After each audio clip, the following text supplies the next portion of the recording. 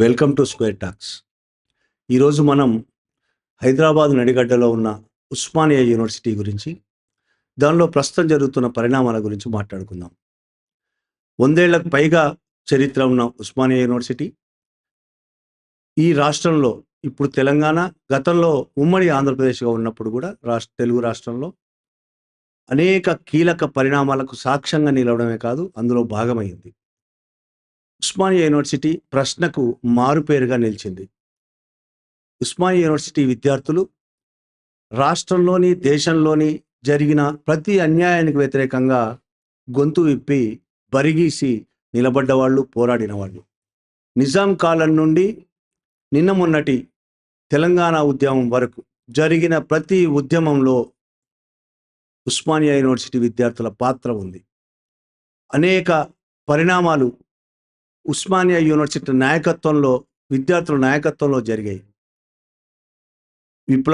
భారతదేశంలో జరిగిన విప్లవ పోరాటం కావచ్చు, నక్సల్బరీ తర్వాత జరిగిన పోరాటానికి నాయకత్వం వహించిన వాళ్ళు కూడా అనేక మంది ఉస్మానియా విద్యార్థులే. ప్రత్యేక తెలంగాణ ఉద్యమంతో సహా అనేక పోరాటాలు జరిగినప్పుడు కూడా ఉస్మానియా విద్యార్థులందరూ వేలాది మంది బయటకు వచ్చి ఉద్యమాలు నిర్వహించినప్పుడు కూడా రాని నిర్బంధం ఈరోజు ఉస్మానియా యూనివర్సిటీలో వచ్చింది. కారణం ఏంటి? ఎన్నడూ లేని విధంగా ప్రస్తుత ఉస్మానియా వైస్ ఛాన్సలర్ ఒక సర్క్యులర్ రిలీజ్ చేశాడు. ఆ సర్క్యులర్తో విద్యార్థుల భవిష్యత్తు మీదనే దెబ్బ కొట్టదలుచుకున్నారు.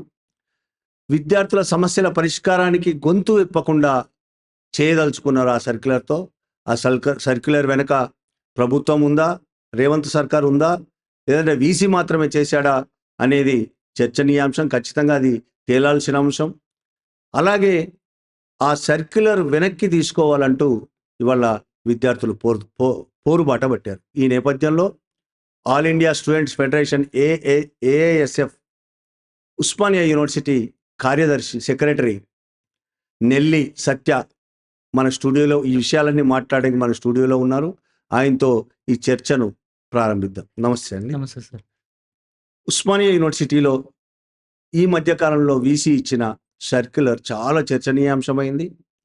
రాష్ట్ర వ్యాప్తంగా చర్చ నడుస్తుంది. సోషల్ మీడియాలో, బయట పేపర్లలో కూడా, మీడియాలో కూడా వార్తలు వస్తున్నాయి. మీరు ఆందోళనలు చేస్తున్నారు, మేధావులు కూడా ఖండిస్తున్నారు.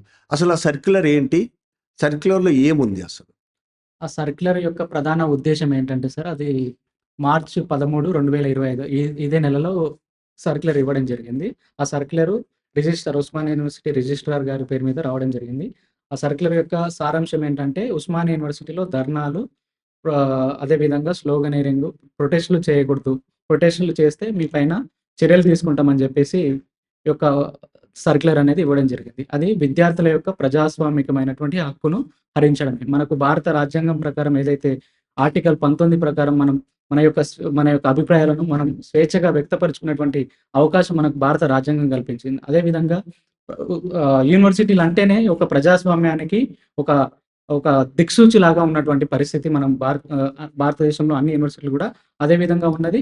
ఉస్మానియా యూనివర్సిటీ పెట్టినప్పటి నుంచి కూడా 1917లో ఉస్మానియా యూనివర్సిటీ పెడితే 1917 తర్వాత వచ్చినటువంటి వందే మాతరం ఉద్యమం నుంచి కూడా తెలంగాణ రాష్ట్ర ప్రత్యేక ఉద్యమం వరకు కూడా ఉస్మానియా యూనివర్సిటీ ప్రతి సందర్భంలో ఏదైనా సామాజిక, రాజకీయ అంశాలు ఏది వచ్చినా కానీ తెలంగాణలో, భారతదేశంలో, అదేవిధంగా ప్రపంచవ్యాప్తంగా ఏ చర్చ జరిగినా కానీ ఆ చర్చ ఉస్మానియా యూనివర్సిటీలో చర్చ జరిగింది. అది న్యాయమా, అన్యాయమా అనే దానిపైన చర్చ జరిగింది. అన్యాయం జరిగితే అన్యాయం అని చెప్పింది, న్యాయం అంటే న్యాయం చెప్పింది. ఎక్కడ అన్యాయం జరిగినా కానీ, ఎవరికి అన్యాయం జరిగినా కానీ వాళ్ళకి అండగా కూడా ఉస్మానియా యూనివర్సిటీ 107 ఏళ్ల చరిత్ర ఉస్మానియా యూనివర్సిటీకి ఆ విధంగా ఉన్నది. కానీ ఈరోజు ఏదైతే ఉస్మానియా యూనివర్సిటీ వైస్ ఛాన్సలర్గా కుమార్ సారు 5 నెలలు అవుతుంది ఉస్మానియా యూనివర్సిటీ వైస్ ఛాన్సలర్ అయినప్పుడు మేమందరం కూడా చాలా సంతోషించాం. ఉస్మానియా యూనివర్సిటీ వైస్ ఛాన్సలర్ అయ్యేటువంటి అవకాశం కూడా, అర్హతలు కూడా కుమార్ సార్కి ఉన్నాయి. కుమార్ సార్కు జాతీయ, అంతర్జాతీయ దానిలో పరిశోధన చేసినటువంటి అనుభవం ఉంది. ఆయన ఒక ఐఐటి లాంటి సంస్థలో పిహెచ్డి చేసినటువంటి అనుభవం ఉంది. ఉస్మానియా యూనివర్సిటీని మంచిగా ఒక క్వాలిటీ ఎడ్యుకేషన్ విద్యార్థులకు అందిస్తారని చెప్పేసి మేము అందరం భావించాం. కానీ ఉస్మానియా యూనివర్సిటీ వైస్ ఛాన్సలర్ అయిన ఒక 3 నెలలు కొంత విద్యార్థులతోటి అట్లా కలిసిండు, కానీ తర్వాత ఒక 2 నెలల తర్వాత మేము వెళ్ళి అడిగినటువంటి సందర్భంలో సార్ మీరు మాకొక అపాయింట్‌మెంట్ ఇవ్వాలి. కొన్ని విద్యార్థుల సమస్యలున్నాయి. ఆ సమస్యల పైన మీ మీ దృష్టికి తీసుకొస్తే మీరు ఇవన్నీ సమస్యలు పరిష్కరించాలని జెప్పేసి మేము సార్‌కు ఒక 2 నెలల నుంచి కంటిన్యూయస్‌గా అపాయింట్‌మెంట్ పెడుతున్నాం. ఇప్పటికి గూడా సారు దానిపైన మీకు అపాయింట్‌మెంట్ ఇస్తాము, ఇవ్వము అట్లా అనేది గూడా క్లారిటీ ఇవ్వనటువంటి పరిస్థితి. ఆ విధంగా ఉస్మానియా యూనివర్సిటీ వైస్ ఛాన్సలర్ అయిన తర్వాత సార్ ఈ విధంగా నియంతృత్వంగా, అప్రజాస్వామ్యంగా వ్యవహరించడం అనేది మనందరం ఆలోచించాల్సినటువంటి విషయం. మనందరం గూడా మాట్లాడాల్సినటువంటి విషయం. ఈ విషయంలో మేము విద్యార్థి సంఘాలుగా ఇప్పటికే అందరము 13వ తారీఖు రోజు ఆ సర్క్యులర్ ఇవ్వడం జరిగింది. కానీ 13 రోజు ఇవ్వకుండా 15వ తారీఖు రోజు ఇవ్వడం అది బయటికి రావడం జరిగింది. శనివారం అవ్వడం మూలంగా అది 13 అనంటే మనకు సాటర్‌డే అంటే సండే విద్యార్థులు ఏ విధంగా ప్రొటెస్ట్ చేయరు అనే ఉద్దేశంతోటి దాన్ని రిలీజ్ చేశారు. మేము సండే రోజు అందరం దాదాపు ఒక 40 విద్యార్థి సంఘాలు గ్యాదర్ అయ్యి 40 విద్యార్థి సంఘాలు మేము మూకుమ్మడిగా అందరూ మన సామాజిక వర్గము ఏ సామాజిక వర్గం అని గాదు.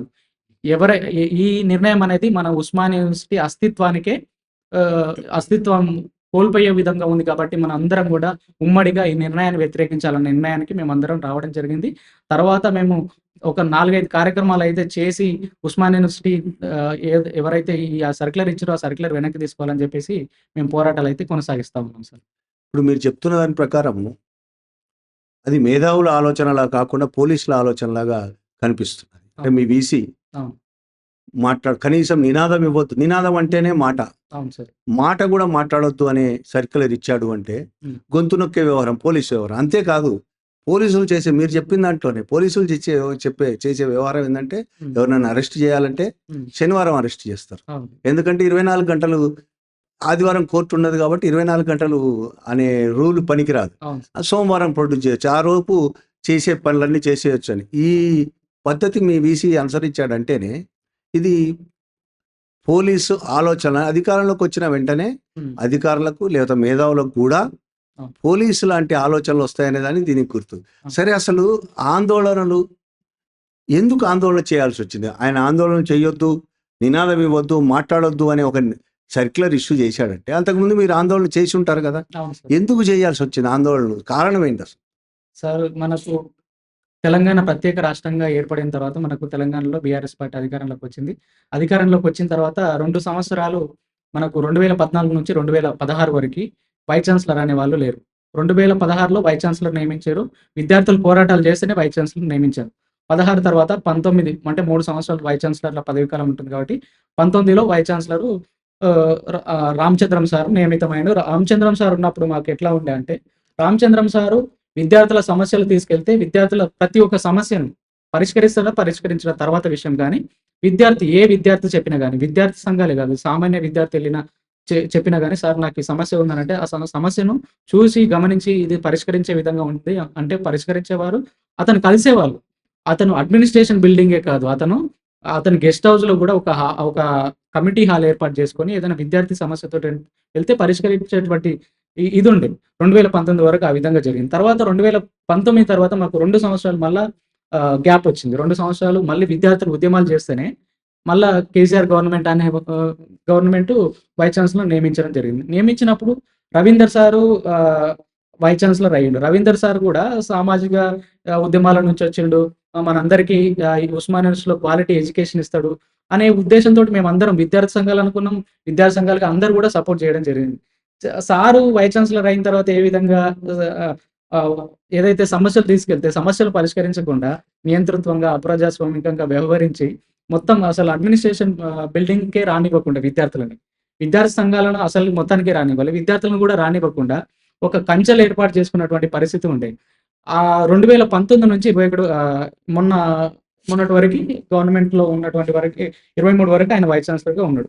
ఉన్నటువంటి సందర్భంలో ఈ కంచెలేంటిది అది ఇది అనే సందర్భం వచ్చినప్పుడు మేమందరం కూడా కాంగ్రెస్ ప్రభుత్వం అధికారంలోకి వచ్చిన తర్వాత ఈ అడ్మినిస్ట్రేషన్ ఉన్నటువంటి కంచెలను మొత్తం తొలగించాలనే ఉద్దేశంతోటి విద్యార్థి సంఘాలుగా లైబ్రరీ నుంచి అడ్మిన్ బిల్డింగ్ వరకు వెళ్ళి మా యొక్క నిరసనను వ్యక్తం చేసి, ఏదైతే మీరు కాంగ్రెస్ ప్రభుత్వం అధికారంలోకి వచ్చిన తర్వాత ప్రగతి భవన్ దగ్గర మొత్తం కంచెలను బద్దలు కొట్టి తెలంగాణలో ప్రజాస్వామ్యం ప్రతి ఒక్కరికి కల్పిస్తున్నామని ఏ విధంగా చెప్తా ఉన్నారో, ఉస్మానియా యూనివర్సిటీ విద్యార్థులు గత 10 సంవత్సరాలుగా సంఖ్యలలో బంధించబడ్డారు. ఉస్మానియా యూనివర్సిటీ విద్యార్థులకు కూడా ప్రజాస్వామ్యం అవసరం. మీరు ఈ యొక్క అడ్మినిస్ట్రేషన్ బిల్డింగ్‌లో ఈ కంచెలు తొలగించాలని చెప్పేసి మేము రేవంత్ రెడ్డి గారికి విజ్ఞప్తి చేయడం జరిగింది. వైస్ ఛాన్సలర్‌తో పాటు రేవంత్ రెడ్డి గారికి విజ్ఞప్తి చేయడం జరిగింది. జరిగినటువంటి ఆ సందర్భంలో అక్కడ ఉన్నటువంటి పు వైస్ ఛాన్సలర్ స్పందించలేదు. స్పందించని క్రమంలో మేము ప్రభుత్వం పైన కూడా మాట్లాడడం జరిగింది. ప్రభుత్వం ఎమ్మటే స్పందించి ఆ యొక్క కంచెలను తొలగించి విద్యార్థులను కలిసే విధంగా వైస్ ఛాన్సలర్ వ్యవహరించాలని చెప్పేసి వైస్ ఛాన్సలర్ మందలించినటువంటి సమయంలో మాకు కొంత కలిసేటువంటి అవకాశం ఉంది. అట్లాంటి ఈ సందర్భం నుంచి మళ్ళా 6 నెలల తర్వాత ఈరోజు మాకు వైస్ ఛాన్సలర్ అనేవాళ్ళు విద్యార్థులు ప్రొటెస్ట్ చేస్తే కాంగ్రెస్ ప్రభుత్వం కూడా గ్యాప్ తీసుకొని వైస్ ఛాన్సలర్ నియమించింది. నియమించినప్పుడు కూడా ఏం చెప్పింది, ఒక బలహీన సామాజిక వర్గం నుంచి వచ్చినటువంటి వ్యక్తిని మేము వైస్ ఛాన్సలర్‌గా నియమిస్తున్నాం అని చెప్పేసి గొప్పలు చెప్పుకున్నారు. గొప్పలు చెప్పుకొని ఈరోజు ఉస్మానియా యూనివర్సిటీలో ప్రజాస్వామ్యాన్ని కూలి చేసుకున్నటువంటి పరిస్థితి. ఈ యొక్క నిర్ణయంలో, ఈ సర్క్యులర్ ఇచ్చినటువంటి నిర్ణయంలో కేవలము ఉస్మానియా యూనివర్సిటీ వైస్ ఛాన్సలర్ ఉన్నటువంటి వైస్ ఛాన్సలరే ఉన్నారని మేము భావించట్లేదు. ప్రభుత్వం కూడా ఖచ్చితంగా ఉంది. ఈరోజు కాంగ్రెస్ పార్టీ అధికారంలోకి వచ్చినప్పుడు 6 గ్యారంటీలే కాదు, 7వ గ్యారంటీ అంటే నిరసన తెలిపే ప్రజాస్వామిక హక్కు 7వ గ్యారంటీ అని రేవంత్ రెడ్డి ప్రభుత్వం, కాంగ్రెస్ ప్రభుత్వం చెప్పినటువంటి పరిస్థితి. మరి ఈరోజు ఉస్మానియా యూనివర్సిటీలో ప్రజాస్వామ్యం చచ్చిపోతుంది. మరి మీరు ఎక్కడున్నారు? మీరు దాదాపు 1 వీక్ అవుతుంది. ఇప్పటి వరకు మీ స్పందన లేదు. మీ ప్రభుత్వం ఉస్మానియా యూనివర్సిటీలో ప్రజాస్వామ్యం కూని అవుతుంటే. సో ఇట్లాంటి సందర్భం ఉన్నది. ఈ సందర్భంలో అంటే ఒకవైపు విద్యార్థులు అనేకమైనటువంటి సమస్యలు. ఫర్ ఎగ్జాంపుల్ విద్యార్థులకు అడ్మిషన్లు ఇచ్చిర్రు. 2016, 17, 18లో పీహెచ్‌డీ అడ్మిషన్లు ఇచ్చిర్రు. అడ్మిషన్లు ఇచ్చి వాళ్ళకు ఒక రీసెర్చ్ మెథడాలజీ అంటే విద్యార్థులకు ఏదైతే ఒక 6 నెలలు కోర్స్ వర్క్ అనేది ఉంటుంది పీహెచ్‌డీ విద్యార్థులకు. కోర్స్ వర్క్ లేకుండా ఎటువంటి గైడెన్స్ లేకుండా ఈ విద్యార్థులు ఏ విధంగా రీసెర్చ్ చేస్తారు సార్? ఆ విధంగా రీసెర్చ్ చేసుకోవడానికి అవకాశం లేకుండా విద్యార్థులను ఈరోజు డెడ్‌లైన్ పెట్టి విద్యార్థుల పీహెచ్‌డీనే రద్దు చేస్తున్నటువంటి పరిస్థితి. మాకు పీహెచ్‌డీ రద్దు చేయకండి. మాకు అవకాశం కల్పించండి. మేము చదువుకొని మేము పీహెచ్‌డీ సబ్మిట్ చేస్తామని చెప్పేసి పీహెచ్‌డీ విద్యార్థులు గత ఒక నెల రోజుల నుంచి వైస్ ఛాన్సలర్ గారి కార్యాలయంలోకి వెళ్లి, సార్ మా యొక్క సమస్యను పరిష్కరించండి, ఆలోచించండి, దీనిపైన నిర్ణయం తీసుకోండి. మాకు ఒకవేళ మీరు సదుపాయాలు హాస్టలు, మెస్ సదుపాయం ఇవ్వకపోయినా గానీ మాకు సబ్మిషన్ చేసుకోవడానికి అవకాశం ఇవ్వండి అని చెప్పేసి విద్యార్థులు ప్రజాస్వామికంగా వెళ్లి అడుగుతున్నటువంటి పరిస్థితి. కానీ వైస్ ఛాన్సలర్ కలవనప్పుడు ఖచ్చితంగా విద్యార్థులు వాళ్ళ రూపాలలో నిరసన వ్యక్తం చేస్తారు. ఆ క్రమంలో విద్యార్థులు ఏం చేశారు? రిజిస్టర్ ఆఫీస్‌కి వెళ్లారు. మీరు గత నెల రోజులుగా మేము విద్యార్థులు వచ్చి మా సమస్యలు చెప్పుకున్నటువంటి సందర్భంలో మీరు సమస్యలు పరిష్కరిస్తలేరు. పరిష్కరించినప్పుడు మేము అందరూ కూడా రిజిస్టర్ ఆఫీస్‌లో కూర్చుంటారు. బరాబర్ కూర్చుంటారు. ఎందుకు కూర్చుంటారు? మీరు సమస్య పరిష్కరిస్తే కూర్చోరు. సో ఆ విధంగా 2016, 17, 18 బ్యాచ్ విద్యార్థులు ఆ విధంగా ప్రొటెస్ట్ చేయడం జరిగింది. తర్వాత విద్యార్థులు ఆహ్, వికలాంగుల విద్యార్థులకు ఏం చెప్తా ఉన్నారనంటే వాళ్ళకు అడ్మిషన్ ఇస్తే మెస్సు అదే విధంగా ఫీజు వేవర్ అనేది ఉంటుంది. సో ఆ విధంగా ఇవ్వాలని చెప్పేసి ఇప్పుడు 17, 18 బ్యాచ్ వికలాంగుల విద్యార్థులు గత 2 నెలలుగా గత వైస్ ఛాన్సలర్‌ని అడిగిర్రు. అదే విధంగా ఈ వైస్ ఛాన్సలర్ వస్తే న్యాయం జరుగుతదని వాళ్ళు 2 నెలల నుంచి వాళ్ళు వైస్ ఛాన్సలర్ సార్‌ని అడుగుతా ఉన్నారు. అడుగుతున్నటువంటి సందర్భంలో వేరే విద్యార్థులను కలవడానికి వేరే వాళ్ళని కలుస్తా ఉన్నాడు గానీ, ఈ వికలాంగుల విద్యార్థులని కలవడం లేదు. కలవనప్పుడు వాళ్ళేం చేసిర్రు? వాళ్ళ అడ్మినిస్ట్రేషన్ బిల్డింగ్ దగ్గరికెళ్ళి ఒక 3 గంటలు అంటే మధ్యాహ్నం 3 గంటల నుంచి అక్కడ ధర్నా చేయడం జరిగింది. వాళ్ళు రాకుండా అక్కడికి ఇప్పుడు ఒకవేళ వాళ్ళొచ్చి మేము సమస్య పరిష్కరిస్తాం. సమస్య ఒక వారం రోజుల్లో, 10 రోజుల్లో పరిష్కరిస్తామని ఒక చ్ వ మాట చెప్తే వాళ్ళు వెళ్ళేవాళ్ళు. కానీ అడ్మినిస్ట్రేషన్ బిల్డింగ్ ముందుకొచ్చి వాళ్ళు ప్రొటెస్ట్ చేస్తున్నటువంటి సందర్భంలో అంటే మాకు రావడానికి ఇప్పుడు వాళ్ళకి కాళ్ళుండవు, చేతులుండవు. వాళ్ళు ప్రతిసారి రాలేరు కదా సార్. మేము ఇక్కడికొచ్చినాం మా సమస్యను పరిష్కరించండి అని చెప్పేసి వాళ్ళు అక్కడ నైట్ మొత్తం అక్కడనే పడుకున్నటువంటి పరిస్థితి. ఆ సందర్భంలో విద్యార్థులు సమస్యను పరిష్కరించకుండా వైస్ ఛాన్సలర్ అనుమతి లేనిది, రిజిస్ట్రార్ గారి అనుమతి లేనిది మనకు ఉస్మానియా యూనివర్సిటీలోకి పోలీసులు అనేవాళ్ళు రారు. సరే మీ అనుమతితోటి పోలీసులు లోపలికొచ్చిర్రు. వికలాంగుల విద్యార్థులను అరెస్ట్ చేసిర్రు. ఎక్కడ అరెస్ట్ చేసిర్రు? ఉస్మానియా యూనివర్సిటీ పోలీస్ స్టేషన్ పరిధిలో అరెస్ట్ చేసిర్రు. అరెస్ట్ చేసినప్పుడు ఉస్మానియా యూనివర్సిటీ పోలీస్ స్టేషన్‌కు తీసుకెళ్లాలి. అది అప్రజాస్వామికమే. అరెస్ట్ చేయడమే వికలాంగుల విద్యార్థులను అప్రజాస్వామికం. వాళ్ళకు కాళ్ళుండవు, చేతులుండవు. అట్లాంటి వాళ్ళు ఏం తప్పు చేయలేదు. వాళ్ళ యొక్క హక్కుని వాళ్ళు అడిగిర్రు. అడిగినప్పుడు అరెస్ట్ చేసి వాళ్ళను అఫ్జల్‌గంజ్ పోలీస్ స్టేషన్‌కు తరలించిర్రు. తరలించడమే కాదు విద్యార్థుల పైన ప్రొటెస్ట్ చేసిర్రు. మాకు విధులకు ఆటంకం కలిగించిర్రని చెప్పేసి కేసు పెట్టినటువంటి సందర్భం. ఇట్లా ఈ విధంగా విద్యార్థులు రెగ్యులర్‌గా మొన్న ఏమైంది? హాస్టల్‌లో నాణ్యత లేదు మెస్సు.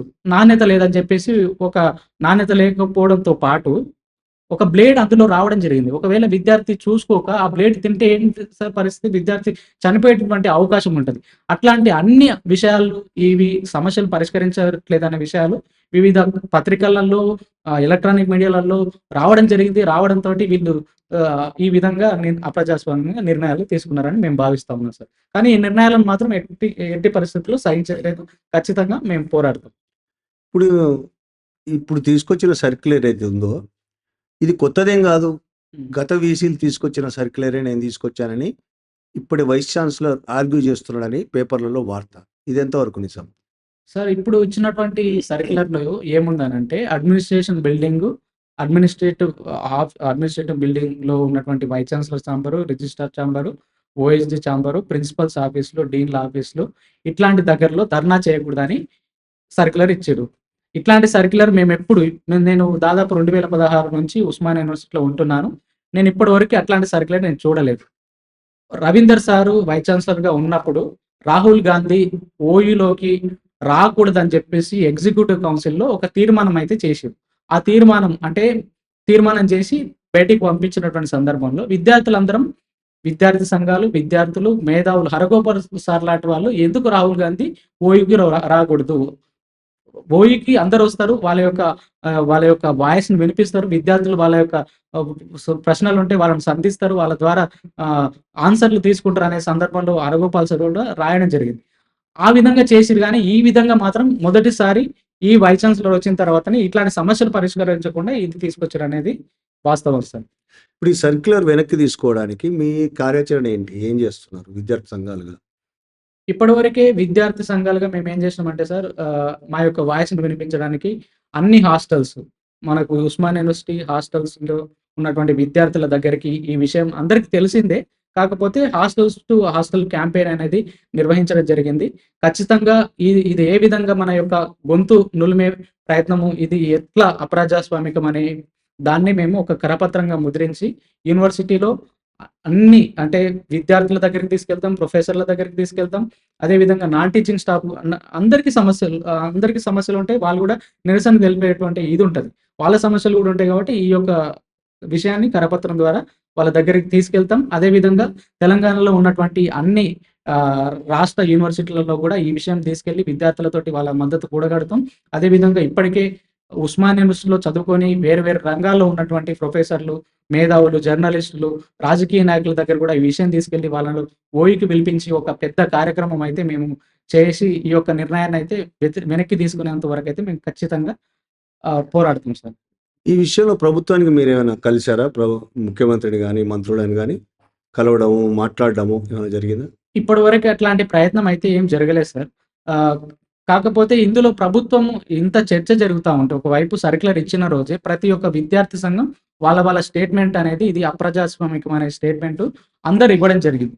అందరు ఇచ్చి మాట్లాడడం జరిగింది. కానీ అక్కడ ఉన్నటువంటి కాంగ్రెస్ పార్టీకి సంబంధించినటువంటి వాళ్ళు చెప్తున్న విషయం ఏంటంటే, ఇందులో ప్రభుత్వానికి సంబంధం లేదు. ఓన్లీ వీసీ అప్రజాస్వామికంగా నియంతృత్వంగా తీసుకున్నటువంటి నిర్ణయం అని వాళ్ళు కాంగ్రెస్ పార్టీకి సంబంధించిన వాళ్ళు అంటున్నారు. అట్లా అన్నప్పుడు మరి రాహుల్ గాంధీని ఓయూకి రానియనప్పుడు మీరెందుకు ఇది ఓన్లీ వైస్ ఛాన్సలర్‌దే గాదు, ఇందులో కేసీఆర్ యొక్క ఇది గూడా ఉందని మీరెందుకు మాట్లాడారు? ఈరోజు గూడా ఖచ్చితంగా ఇందులో ప్రభుత్వం యొక్క చొరవ లేనిదే ఈ విధంగా సర్క్యులర్ అనేది రాదు. ఈరోజు కాంగ్రెస్ ప్రభుత్వము మేము అధికారంలోకొస్తే 15% విద్యారంగానికి బడ్జెట్ కేటాయిస్తామని చెప్పిర్రు. ఇప్పటివరకు విద్యాశాఖ మంత్రి లేరు. విద్యాశాఖ మంత్రి లేనప్పుడు మేము ఎవరినెళ్లి కలవాలి? ఎవరిని ఎళ్లి మా సమస్యలను చెప్పుకోవాలి? మేము అట్లాంటి ప్రయత్నం అయితే చేయలేదు సార్. కానీ కాంగ్రెస్ పార్టీకి చెందినటువంటి వాళ్ళు మాత్రం ఇందులో ప్రభుత్వానికి సంబంధం లేదని చెప్తున్నారు. మేమైతే నమ్మేటువంటి పరిస్థితి లేదు. ఎందుకనంటే ఈరోజు 15% నిధులు విద్యార్థి సంఘాలు అడుగుతారు. యూనివర్సిటీలను డెవలప్ చేయాలని విద్యార్థులు అడుగుతారు. అదేవిధంగా నాన్ టీచింగ్ పోస్టులు భర్తీ చేయాలని అడుగుతారు. అదేవిధంగా వాళ్ళు అధికారంలోకొస్తే రూ. 10,000 పీహెచ్‌డీ విద్యార్థికి ఫెలోషిప్ ఇస్తామని చెప్పిర్రు. అట్లాంటి విషయాలన్నీ అడుగుతారని చెప్పేసి ప్రభుత్వం గూడా కుట్రతోటే వైస్ ఛాన్సలర్ తోటి ఈ యొక్క సర్క్యులర్‌ని ఇప్పించిందని చెప్పేసి మేము భావిస్తా ఉన్నాం. ఖచ్చితంగా ప్రభుత్వం దగ్గర కూడా ఈ విషయాన్ని తీసుకెళ్తాం. ప్రభుత్వం ఒకవేళ స్పందించకపోతే ప్రభుత్వం పైన కూడా మా యొక్క కార్యాచరణ అనేది ఉంటది. ఇప్పుడు ఉస్మానియాలో జరుగుతున్న విద్యార్థి ఉద్యమం వెనుక బీఆర్ఎస్ ఉందని, బీఆర్ఎస్వి మొత్తం దీన్ని నడిపిస్తున్నది. కాబట్టి మనం పట్టించుకోవాల్సిన అవసరం లేదని రేవంత్ రెడ్డి అన్నాడని పేపర్లలో వార్త. సార్ బీఆర్ఎస్ విద్యార్థి సంఘానికి ఒక లక్ష్యం ఉండొచ్చు. ఎందుకంటే అది ఒక బీఆర్ఎస్ పార్టీకి సంబంధించినటువంటి విద్యార్థి విభాగం. కానీ మేము లెఫ్ట్ విద్యార్థి సంఘాలుగా దాదాపు ఒక 7-8 విద్యార్థి సంఘాలు మేము కలిసికట్టుగా మేము ఈ యొక్క నిర్ణయాన్ని వ్యతిరేకిస్తున్నాం. ఈ యొక్క నిర్ణయం అనేది అప్రజాస్వామికం. ఎప్పుడు ఇట్లాంటి నిర్ణయం రాలేదు. బీఆర్ఎస్ బీఆర్ఎస్‌కి సంబంధించినటువంటి ఇదైతే లేదు అనేది మా అభిప్రాయం. ఓకే. ఇప్పుడు సర్క్యులర్ రావడం వెనుక నేపథ్యం విద్యార్థుల సమస్యల పరిష్కారం కోసం మీరు చేసిన ఆందోళనలు. ఆందోళనలు జరగకుండా చూడడం కోసం, నోరు కట్టేయడం, గొంతు నొక్కేయడం కోసం సర్క్యులర్ తీసుకొచ్చారు. అసలు విద్యారంగంలో ఉన్న సమస్యలు ఒక్క ఉస్మానియా యూనివర్సిటీకి సంబంధించినవేనా? భారతదేశ వ్యాప్తంగా సమస్యలు పెరుగుతున్నాయా? యూజీసీ నిబంధనలు ఈ మధ్య మారిన నిబంధనలు ఏం చెప్తున్నాయి? అసలు దీని మీద మీ అవగాహన ఏంటి? ఏం చెప్పదలుచుకున్నారు? అదే సార్, ఇప్పుడు బీఆర్ఎస్ పార్టీ 10 సంవత్సరాలు తెలంగాణను పరిపాలించినప్పుడు ఈ యొక్క విద్యారంగాన్ని పూర్తిగా నిర్లక్ష్యం చేసింది. యూనివర్సిటీలను పూర్తిగా నిర్లక్ష్యం చేసింది. యూనివర్సిటీలో ఉన్నటువంటి టీచింగ్, నాన్ టీచింగ్ పోస్టులను భర్తీ చేయలేదు. భర్తీ చేయకపోగా ప్రభుత్వ యూనివర్సిటీలను ధ్వంసం చేసే కుట్రతోటి ప్రైవేట్ యూనివర్సిటీలను తీసుకొచ్చి ప్రైవేట్ యూనివర్సిటీలకు విచ్చలవిడిగా వాళ్ళ పార్టీలో ఉన్నటువంటి రాజకీయ నాయకులకి ప్రైవేట్ యూనివర్సిటీలు అనుమతులు ఇచ్చి ఆ యూనివర్సిటీలను ప్రోత్సహించినటువంటి పరిస్థితి. మేము అధికారంలోకి వస్తే ప్రభుత్వ యూనివర్సిటీలలో ఉన్నటువంటి టీచింగ్, నాన్ టీచింగ్ పోస్టులను భర్తీ చేస్తాం. ఈ యొక్క యూనివర్సిటీలలో క్వాలిటీ ఎడ్యుకేషన్ ఇస్తాం అనేసి చెప్పడం జరిగింది. ఆ సందర్భంలో మేమందరం కూడా విద్యార్థి సంఘాలు కూడా బీఆర్ఎస్ పార్టీ 10 సంవత్సరాలు పరిపాలించింది. విద్యారంగాన్ని నిర్వీర్యం చేసింది. కాబట్టి మనందరం విద్యార్థులుగా ఒక నిర్ణయం తీసుకున్నాం. విద్యార్థి నిరుద్యోగులారా గ్రామాలకు తరలండి. ఈ విద్యార్థి నిరుద్యోగ వ్యతిరేక బీఆర్ఎస్ పార్టీని ఓడించండి లక్ష్యంతో మేము ఒక 2 నెలలు కార్యాచరణ అనుకొని ఆ కార్యక్రమాలను కూడా మేము చేసినటువంటి పరిస్థితి. గతంలో మూడోసారి వాళ్ళు రిలీజ్ చేసినటువంటి మేనిఫెస్టోలో, బీఆర్ఎస్ పార్టీ మేనిఫెస్టోలో ఎక్కడ కూడా విద్యారంగానికి సంబంధించినటువంటి విషయాలు, యూనివర్సిటీకి సంబంధించినటువంటి విషయాలు లేనప్పుడు మేము బహిరంగంగా యూనివర్సిటీ లైబ్రరీ వేదికగా చింపి మా యొక్క నిరసన వ్యక్తం చేసినటువంటి పరిస్థితి. బీఆర్ఎస్ పార్టీని ఓడించాలని మేము ప్రతిజ్ఞ చేసినాం. ఒక 1000 మంది విద్యార్థులతోటి ప్రతిజ్ఞ చేసినాం బీఆర్ఎస్ పార్టీని ఓడించాలని చెప్పేసి. ఆ విధంగా విద్యార్థులను కదిలించి విద్యార్థుల గ్రామ స్థాయిలోకి తీసుకెళ్ళినటువంటి పరిస్థితి. ఆ విధంగా విద్యార్థులు, విద్యార్థి సంఘాలు, మేధావులు అందరి సపోర్ట్ తోటి ఈ యొక్క కాంగ్రెస్ ప్రభుత్వం తెలంగాణలో అధికారంలోకి వచ్చింది. అధికారంలోకి వచ్చినప్పుడు మరి విద్యారంగానికి వాళ్ళు చెప్పిన విధంగా నిధులు కేటాయించాలి కదా. ఆ సందర్భంలో మేము ఏం చేసినామనంటే, తెలంగాణలో ఉన్నటువంటి యూనివర్సిటీల పరిస్థితులు ఏ విధంగా ఉన్నాయి, ప్రభుత్వ యూనివర్సిటీల పరిస్థితి ఏ విధంగా ఉంది, దీనిపైన ఒక చర్చా కార్యక్రమం పెడదామనే ఉద్దేశంతో మేము తెలంగాణ ప్రభుత్వ విశ్వవిద్యాలయాలు ఏం కోరుకుంటున్నాయనే దాంతోటి టైటిల్ తోటి మేము ఒక మేధో మదనం పెట్టినాం. ఆ మేధో మదనం దానికి మన Haragopal sir, PL Vishweshwararao sir, professor Suryapalli Sujatha, professor Chinta Ganesh సార్ని వక్తలుగా పిలిచి మేము అక్కడ జరిగినటువంటి 3 గంటల చర్చా మేధో మదనం ఏదైతే ఉందో దాన్ని మేము ఒక డ్రాఫ్ట్ లాగా 6 పేపర్స్ డ్రాఫ్ట్ చేయడం జరిగింది. అదే డ్రాఫ్ట్‌ను మేము ప్రభుత్వానికి కలిసి దాన్ని సమర్పిద్దాం అనేసి మేము అనుకున్నాం. ఆ విధంగా ప్రయత్నం కూడా చేసినాం. ఏఎస్ఎఫ్ విద్యార్థి సంఘంగా మేము ఆ విధంగా ప్రయత్నం చేసినప్పుడు, ఇప్పుడు ఈరోజు మనకు విద్యాశాఖ మంత్రి లేరు కాబట్టి ముఖ్యమంత్రి విద్యాశాఖ మంత్రి అని చెప్పుకుంటున్నటువంటి సందర్భంలో మేము ముఖ్యమంత్రి గారిని కలిసి ఈ యొక్క ఏదైతే ఆ మేధో మదనంలో వచ్చినటువంటి మినిట్స్‌ని ప్రభుత్వానికి ఇద్దాము. అంటే వీళ్ళందరూ కూడా మేధావులు, వీళ్ళకు ఒక ఈ యూనివర్సిటీలలో ప్రొఫెసర్‌గా పనిచేసినటువంటి అనుభవం ఉంది. కాబట్టి వీళ్ళు చెప్పినటువంటి విషయాలు తీసుకెళ్ళి ప్రభుత్వానికి ఇద్దామని మేము అనుకున్నటువంటి సందర్భంలో ఒక విద్యార్థి సంఘాన్ని కలిసేటువంటి పరిస్థితి లేదు. గతంలో బీఆర్ఎస్ పార్టీ ఎంత నిర్వీర్యం చేసినప్పుడు కూడా మేము సబితా ఇంద్రారెడ్డి గారు విద్యాశాఖ మంత్రి ఉన్నప్పుడు మేము వెళ్ళి కలిసి విద్యార్థి సంఘాలు మాట్లాడుకునే అవకాశం ఉండే. కానీ రేవంత్ రెడ్డి గారిని ఇప్పుడు మేము ఎవరిని కలవాలి, ఎవరిని కలవాలో స్పష్టత లేనటువంటి విషయం. రేవంత్ రెడ్డి గారు మమ్మల్ని కలవకుండా నిర్లక్ష్యంగా వివరించినటువంటి సందర్భంలో ఏఎస్ఎఫ్ విద్యార్థి సంఘంగా ఖచ్చితంగా ఏదైతే మీరు మేనిఫెస్టోలో పెట్టినటువంటి విద్యారంగానికి, విద్యార్థులకి, యూనివర్సిటీలకు మేనిఫెస్టోలో పెట్టినటువంటి అంశాలను మీరు ఇంప్లిమెంట్ చేయకపోతే మా కార్యాచరణ ఉంటదని చెప్పేసి మేము ప్రెస్ మీట్ పెట్టినటువంటి సందర్భం జరిగింది. ఇది రాష్ట్ర ప్రభుత్వానికి సంబంధించి. కేంద్రంలో ఉన్నటువంటి బీజేపీ ప్రభుత్వం అధికారంలోకి వచ్చిన తర్వాత దాదాపు 10 సంవత్సరాలు వాళ్ళ ఫోకస్ అంతా ఉన్నత విద్య, యూనివర్సిటీలో వాళ్ళ కేంద్రం.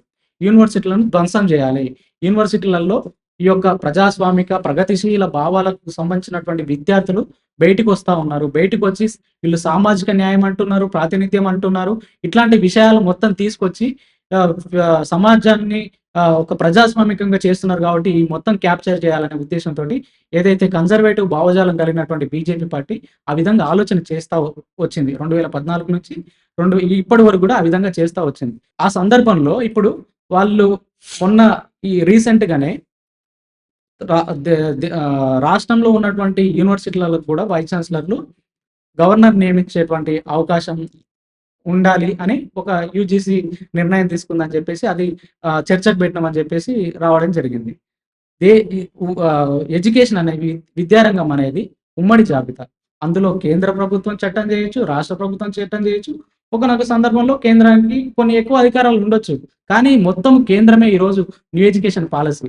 ఎటువంటి చర్చ లేకుండా న్యూ ఎడ్యుకేషన్ పాలసీ తీసుకొచ్చి మొత్తం ఒక విద్యను కాషాయీకరణ, ప్రైవేటీకరణ చేస్తూ మొత్తం విద్యారంగాన్ని భ్రష్టు పట్టినటువంటి పరిస్థితి.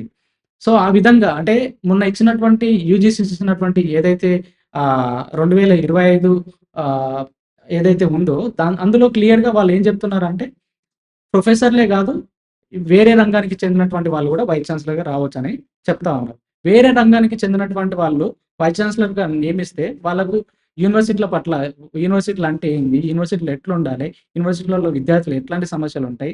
వాళ్ళ సమస్యలు ఏ విధంగా పరిష్కరించాలో వాళ్ళకి తెలియదు. అట్లాంటి వాళ్ళని తీసుకొచ్చి ఈరోజు వైస్ ఛాన్సలర్‌గా పెడతాం అన్నటువంటి సందర్భం తీసుకొస్తా ఉన్నారు. మొత్తం వాళ్ళ లక్ష్యం ఏందనంటే మొత్తం విద్య పైన పట్టు సాధించి మొత్తం పేద, బడుగు బలహీన మార్జినలైజ్డ్ సెక్షన్ స్టూడెంట్స్ ఎవరైతే ఉన్నారో వాళ్ళకు క్వాలిటీ ఎడ్యుకేషన్ ఇవ్వకూడదనేది లక్ష్యంతోటి వాళ్ళు బీజేపీ పార్టీ పనిచేస్తుందనేది మా అభిప్రాయం సార్. రాష్ట్రంలో రేవంత్ సర్కార్ కావచ్చు, కేంద్ర సర్కార్ కావచ్చు, ఉన్నత విద్యను మీద దృష్టి పెట్టడం లేదు. ఉన్నత విద్యను క్షీణింపజేసి ప్రైవేట్ పరం చేయాలనే ప్లాన్లు చేస్తున్నది అనేది మీ ఆరోపణ. అవును సార్. ఈ నేపథ్యంలో ఒక ఉస్మానియా కాకుండా మొత్తం రాష్ట్ర వ్యాప్తంగా, దేశవ్యాప్తంగా కూడా జరుగుతుంది. ఈ నేపథ్యంలో తెలుగు రాష్ట్రాల్లో అనేక పోరాటాలకి, కీలకమైన పరిణామాలకు కారణమైన ఉస్మానియా యూనివర్సిటీ విద్యార్థులు ఈ చర్యలకు, కేంద్ర రాష్ట్ర ప్రభుత్వాల చర్యలకు వ్యతిరేకంగా రాష్ట్ర వ్యాప్తంగా, దేశవ్యాప్తంగా విద్యార్థులను లీడ్ చేసి ముందుకు తీసుకెళ్లే అవకాశం ఏమైనా ఉందా? సార్, ఆ విధంగా గతంలో మనకు ఆర్‌జేఎన్‌ఎఫ్ ఫెలోషిప్‌లు, రాజీవ్ గాంధీ నేషనల్ ఫెలోషిప్‌లు అనేది పీహెచ్‌డీ చదివే విద్యార్థులకి ఇచ్చేవాళ్ళు. కానీ బీజేపీ అధికారంలోకి వచ్చిన తర్వాత దాన్ని సిస్టమాటిక్‌గా ఎవరైతే ఆహ్, హైయర్ ఎడ్యుకేషన్‌లోకి వస్తున్నారో అట్లాంటి వాళ్ళకి ఆ ఫెలోషిప్‌లను ఇవ్వకూడదనే ఉద్దేశంతోటి అందులో అనేకమైనటువంటి నిబంధనలు తీసుకొచ్చేటువంటి ప్రయత్నం చేశారు. మామూలుగా గ్రామీణ ప్రాంతాల నుంచి వచ్చేటువంటి విద్యార్థులకు ఇంగ్లీష్ అనే సమస్య ఉంటుంది. ఇంగ్లీష్ సమస్య ఉండడం ద్వారా వాళ్ళు యూజీసీ నెట్ ఈ ఆర్‌జేఎన్‌ఎఫ్ ఫెలోషిప్‌కి యూజీసీ నిబంధన అనే దాన్ని ఎవరైతే యూజీసీ క్వాలిఫై అయ్యి పీహెచ్‌డీ అడ్మిషన్ ఉంటదో అట్లాంటి వాళ్ళకి మేము ఫెలోషిప్ ఇస్తామని చెప్పేసి చెప్తా ఉన్నాం. సో, ఈ గ్రామీణ ప్రాంతం నుంచి వచ్చేటువంటి విద్యార్థులకి ఇంగ్లీష్ పైన అనుభవం ఉండకపోవచ్చు. కానీ వాళ్ళకి తెలుగులో ఆ యొక్క పర్టిక్యులర్ సబ్జెక్ట్‌లో వాళ్ళకు సంపూర్ణమైనటువంటి అవగాహన ఉంటది. వాళ్ళు తెలుగులో ఏ విధంగా చెప్పినా గాని ఎస్సే రాయమంటే ఎస్సే రాస్తారు. ఆబ్జెక్టివ్ టైప్ క్వెషన్‌లు పెట్టినా గాని ఆబ్జెక్టివ్ టైప్‌కు ఆన్సర్ చేసేటువంటి పరిస్థితి ఉంది. అట్లాంటి పరిస్థితి లేకపోతే యూనివర్సిటీలలో ర్యాంక్ హోల్డర్‌గా వాళ్ళు యూనివర్సిటీలో చదువుకునేటువంటి అవకాశం ఉండదు. వాళ్ళు ర్యాంక్ తెచ్చుకొని యూనివర్సిటీలలో చదువుకుంటారంటే వాళ్ళకి ఆ విభాగం, ఆ కన్సర్న్ సబ్జెక్ట్‌లో వాళ్ళకు సంపూర్ణమైనటువంటి అవగాహన ఉంటది. అట్లాంటి విద్యార్థులు వాళ్ళు సెట్ క్వాలిఫై అవుతున్నారు. నెట్ క్వాలిఫై ఎందుకు కాలేకపోతున్నారనంటే, వాళ్ళు చెప్పేటువంటి ప్రధానమైనటువంటి సమస్య మేము ఇంగ్లీష్ తోటి. మొత్తం ఇప్పుడు school education 10 years, 2 years intermediate, తర్వాత డిగ్రీ. ఈ 15 సంవత్సరాల విద్య మొత్తం తెలుగులోనే సాగుతుంది. మేము ఇంగ్లీష్ ఏ విధంగా రాయాలి? యూజీసీ నెట్ అనేది ఓన్లీ ఇంగ్లీషు, హిందీలోనే ఉంటుంది. ఇప్పుడు ఏమైతుందంటే సార్, ఇప్పుడు హిందీలో పెడతా ఉన్నారు. హిందీలో పెట్టడం ద్వారా నార్త్ ఈస్ట్ స్టేట్, మేజర్‌గా నార్త్ స్టేట్‌లలో వాళ్ళు హిందీలో చదువుకుంటారు వాళ్ళ ఎడ్యుకేషన్. అట్లాంటి వాళ్ళకి బెనిఫిట్ అయితుంది. సౌత్ స్టేట్‌లలో ఉండేటువంటి విద్యార్థులందరూ కూడా ఇంగ్లీష్‌లోనే రాయాల్సినటువంటి పరిస్థితి. ఆ సందర్భంలో మేమేం చేసామనంటే, ఈ నెట్ నిబంధన ఏదైతే ఉందో ఆ నెట్ నిబంధనను తొలగించాలి అని ఉస్మానియా యూనివర్సిటీ వేదికగా అనేకమైనటువంటి పోరాటాలు చేశాము. ఆ సందర్భంలో తెలంగాణలో ఉన్నటువంటి అన్ని యూనివర్సిటీలకు కూడా ఆ యొక్క ఉద్యమాన్ని విస్తరింపజేసినాం. అన్ని యూనివర్సిటీలలో ఆ విధంగా కోఆర్డినేషన్ చేసినటువంటి సందర్భం ఉంది. కానీ అది ముందుకు వెళ్ళలేదు. ఉస్మానియా యూనివర్సిటీ వేదికగా అట్లాంటి ఉద్యమం అయితే జరిగింది సార్. కానీ ఇంకొకటేంటంటే, ఈ యూజీసీ నెట్‌లో ఏదైతే తెలుగు, ఇంగ్లీషు అదైతే హిందీ, ఇంగ్లీష్ పెడుతున్నారో అదే విధంగా రాజ్యాంగం గుర్తించినటువంటి భాషలు 22 భాషలలో పెట్టేటువంటి అవకాశం ఉంటది. రాజ్యాంగం గుర్తించినటువంటి భాషలు ఒకవేళ 22 పెట్టే అవకాశం లేనప్పుడు తెలుగులో, మలయాళంలో, తమిళ్‌లో పెట్టొచ్చు కదా! రాజ్యాంగం గుర్తించింది. వాళ్ళ యొక్క ఇప్పుడు కొన్ని దేశాలలో ఇప్పుడు ఫ్రెంచ్ ఉంది. ఫ్రాన్స్ ఉంది. ఫ్రాన్స్‌లో ఫ్రెంచ్ అనేది భాష. వాళ్ళు పీహెచ్‌డీ థీసిస్ కూడా ఫ్రెంచ్‌లోనే రాస్తారు. అదే విధంగా జర్మన్ ఉంది. జర్మన్ వాళ్ళు జర్మన్‌లోనే రాస్తారు. ఇటలీలో ఇటలీ ఉంది. వాళ్ళు ఇటలీలోనే వాళ్ళ పీహెచ్‌డీ థీసిస్‌లు వాళ్ళ ఎగ్జామ్ అంటే మాస్టర్స్ అన్ని డిసర్టేషన్స్ అన్నీ కూడా రాసేటువంటి అవకాశం ఉంటది. మాతృభాషలో చదువుకొని, మాతృభాషలో రాస్తే మన యొక్క భావాన్ని మనం చాలా స్వేచ్ఛగా మన యొక్క సారాన్ని అంటే మనం ఏదైతే థీసిస్ ప్రకటిస్తున్నామో అది మనం మంచిగా ప్రకటించడానికి అవకాశం ఉంటది. ఇంగ్లీష్‌లో అనంటే మనకు అది మాతృభాష కాదు, నేర్చుకోవాలి అట్లాంటి సమస్యలు ఉంటాయి కాబట్టి కేంద్ర ప్రభుత్వం గూడా ఆ విధంగా దృష్టి చేస్తే బావుంటదని ఆ విధంగా ఉద్యమాలు చేసినా గానీ అది ముందుకెళ్ళనటువంటి పరిస్థితి ఉన్నది సార్. ఇప్పుడు మీరు భాష గురించి మాట్లాడారు. ఇంగ్లీషే గాదు, ఇప్పుడు హిందీ గూడా రుద్దబోతున్నారు. అవును. అది మరింత కష్టం గావచ్చు అవును. స్టూడెంట్స్‌కి. అవును సార్. హిందీ జాతీయ భాషగా చేస్తే, ఇప్పటివరకు హిందీ జాతీయ భాష కాదు. కాదు. చేస్తే మరింత ఇబ్బందుల పాలవ్వచ్చు. అవును. అది సరే. అలాగే ఉస్మానియా యూనివర్సిటీలో గతంలో చాలా పెద్ద ఎత్తున పోరాటాలు జరిగాయి. విద్యార్థులు చాలా వేలకు కదిలేవాళ్ళు. హ్మ్. ఈరోజు జరుగుతున్న ఉద్యమంలో హ్మ్. ఎందుకు ఆ విధంగా విద్యార్థులు రావట్లేదు? దాని మీద ఏమైనా పరిశీలన చేశారా? ఏఎస్ఎఫ్‌గా హ్మ్. మీరేమైనా పరిశీలన చేశారా? లెఫ్ట్ పాలిటిక్స్ ఉన్న విద్యార్థులు ఏమైనా పరిశీలన చేశారా? ఎందుకోసం అంత పెద్ద ఎత్తున రావడం లేదు? సార్ ఇప్పుడు తెలంగాణ ఉద్యమంలో మేజర్‌గా మా ఉద్యోగాలు మాకు రావట్లేదు. మా ఉద్యోగాలు మొత్తము ఆంధ్ర వాళ్ళు కొల్లగొడుతున్నారనే ఉద్దేశంతోటి తెలంగాణ ఉద్యమం నడిచింది. ఆ సందర్భంలో ఈ తెలంగాణ ప్రత్యేక రాష్ట్రంగా ఏర్పడితేనే మన ఉద్యోగాలు మనకొస్తాయనే ఉద్దేశంతోటి తెలంగాణలో ఉస్మానియా యూనివర్సిటీ, తెలంగాణలో ఉన్నటువంటి అన్ని యూనివర్సిటీలు కూడా అందులో భాగస్వామ్యం అయినాయి. అయిన తర్వాత మనకు తెలంగాణ ప్రత్యేక రాష్ట్రం కూడా ఆవిర్భవించడం జరిగింది.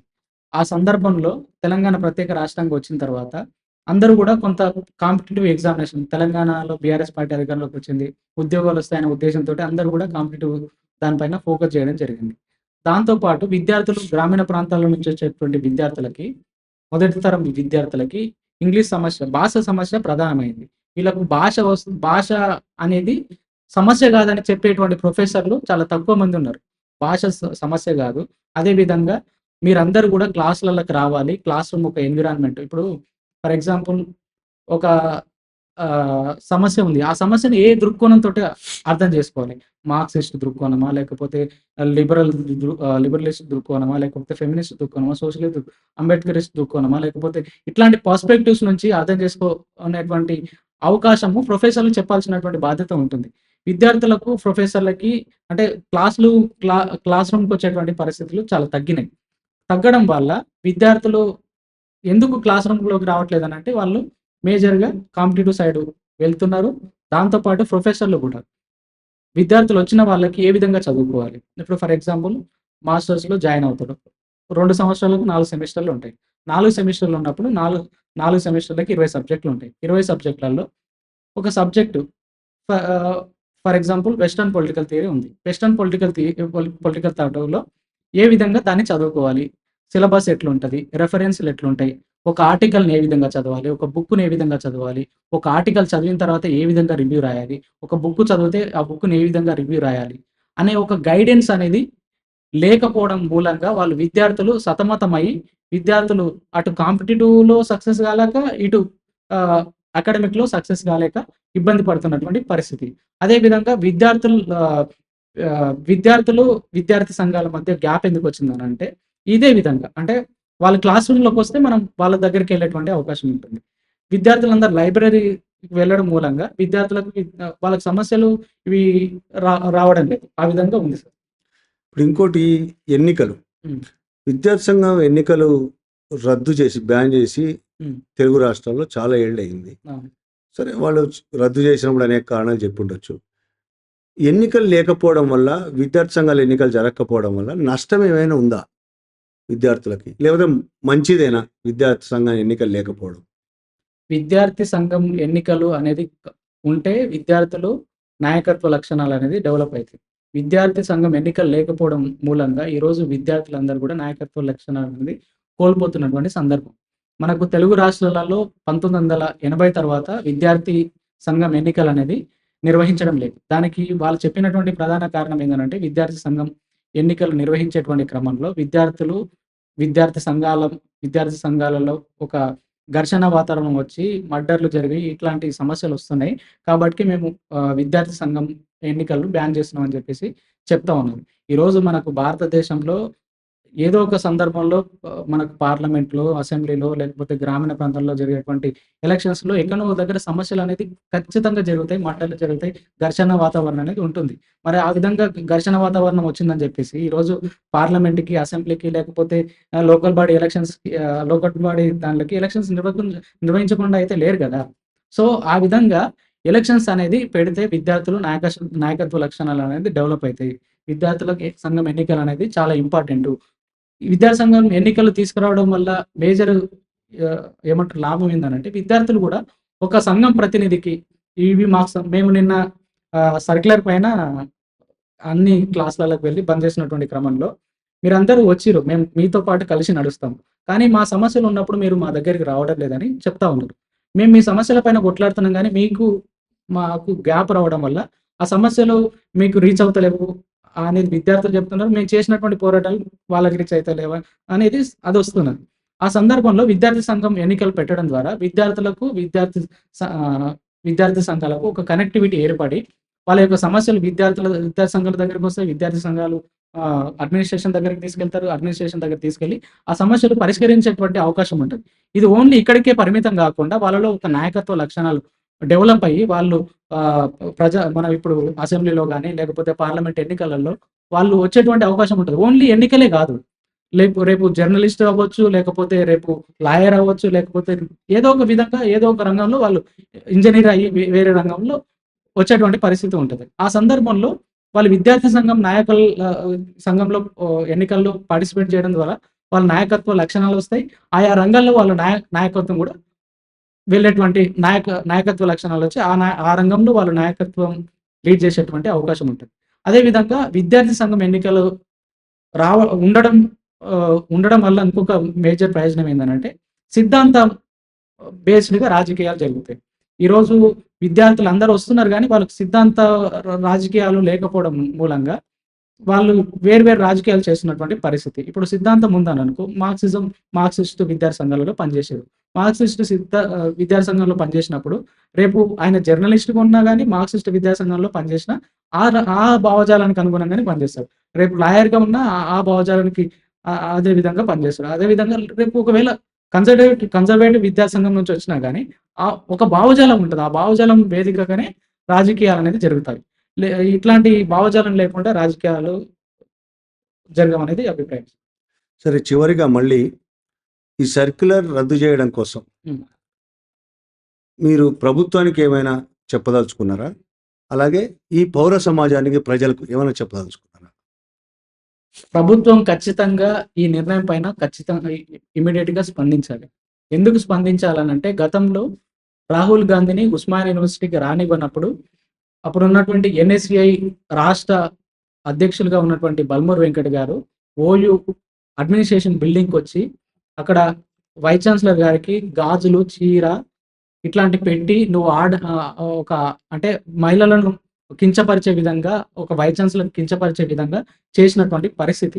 అదే విధంగా ప్రభుత్వాన్ని గూడా అన్నటువంటి పరిస్థితి. అక్కడ ఉన్నటువంటి ఓయూలో ఉన్నటువంటి కాంగ్రెస్ పార్టీ విద్యార్థి నాయకులు ఎవరైతే ఉన్నారో వాళ్ళందరూ కూడా ఇందులో వైస్ ఛాన్సలర్‌తో పాటు అదే విధంగా ప్రభుత్వం కేసీఆర్ కూడా అంటగట్టినటువంటి పరిస్థితి. ఈ రోజు గూడా ఈ నిర్ణయంలో ఖచ్చితంగా కాంగ్రెస్ ప్రభుత్వం భాగస్వామ్యం ఉందని మేము భావిస్తా ఉన్నాం. మీరు ఒకవైపు నిరసన తెలిపే హక్కు ప్రజాస్వామ్యంలో ఏడో గ్యారంటీ అని చెప్తా ఉన్నారు కాబట్టి ఖచ్చితంగా స్పందించి ఈ సర్క్యులర్ వెనక్కి తీసుకునే విధంగా మీరు చేయాలని చెప్పేసి అడుగుతా ఉన్నాం. అదే విధంగా ఒకవేళ ఆ విధంగా మీరు ఆలోచించలేదనుకో, మేము రాష్ట్ర ప్రభుత్వానికి వ్యతిరేకంగా కూడా ఈరోజు అసెంబ్లీ జరుగుతా ఉంది. అసెంబ్లీ ముట్టడి కూడా ఖచ్చితంగా పిలుపునిస్తాం. అసెంబ్లీ ముట్టడికి కూడా మేము చేస్తాం సార్. అలాగే పౌర సమాజానికి, ప్రజలకు ఏం చెప్పదలుచుకున్నారు? పౌర సమాజం అంటే ఇప్పటికే హరగోపాల్ సార్ లాంటి వాళ్ళు, అదే విధంగా ప్రొఫెసర్ గడ్డం లక్ష్మణ్ సార్ లాంటి వాళ్ళు, అదే విధంగా చాలా మంది స్పందిస్తా ఉన్నారు ఇండివిడ్యువల్‌గా. వాళ్ళందరిని కూడా ఒక వేదిక పైకి తీసుకొచ్చి సేవ్ ఉస్మానియా యూనివర్సిటీ డెమోక్రసీ అనే దాంతోటి మేము ఖచ్చితంగా వాళ్ళనందరినీ వాళ్ళందరిని కాంటాక్ట్ అయితాం. వాళ్ళని తీసుకొచ్చి మీటింగ్ పెడతాం. వాళ్ళందరూ కూడా మాకు మద్దతు తెలపాలి. ఎందుకనంటే వాళ్ళు ఈరోజు ఇంత స్వేచ్ఛగా వాళ్ళ యొక్క అభిప్రాయాలను ప్రకటిస్తున్నారంటే ఉస్మానియా యూనివర్సిటీలో ఆ రోజు ఆ విధంగా అంత ప్రజాస్వామ్యం ఉంది కాబట్టి ఆ విధంగా అట్లాంటి ప్రజాస్వామికమైనటువంటి వాతావరణంలో వాళ్ళు నేర్చుకున్నటువంటి రాజకీయాల వల్లనే ఈరోజు అంత ప్రజాస్వామికంగా వాళ్ళ ఒక వ్యూస్‌ని ఎక్స్‌ప్రెస్ చేసినటువంటి పరిస్థితి. కాబట్టి వాళ్ళందరూ కూడా విద్యార్థులకు మద్దతు తెలిపి ఈ యొక్క ఉస్మానియా యూనివర్సిటీకి ఉన్నటువంటి 107 ఏళ్ల చరిత్రను ముందుంచడంలో మీరు భాగస్వామ్యం అవుతారు అని మేము వాళ్ళకి విజ్ఞప్తి చేస్తా ఉన్నాం సార్. Thank you Satya. మీ పోరాటంతో ఉస్మానియా యూనివర్సిటీ విద్యార్థుల పోరాటంతో ఉస్మానియా యూనివర్సిటీ సమస్యల పరిష్కారమే కాకుండా సర్క్యులర్ వెనక్కిపోవడమే కాకుండా రేవంత్ రెడ్డి ఇచ్చిన 7వ హామీ ప్రజాస్వామ్యం కూడా మళ్ళీ అమలవుతుంది తెలంగాణలో అని ఆశిస్తున్నాను. Thank you. Thank you sir.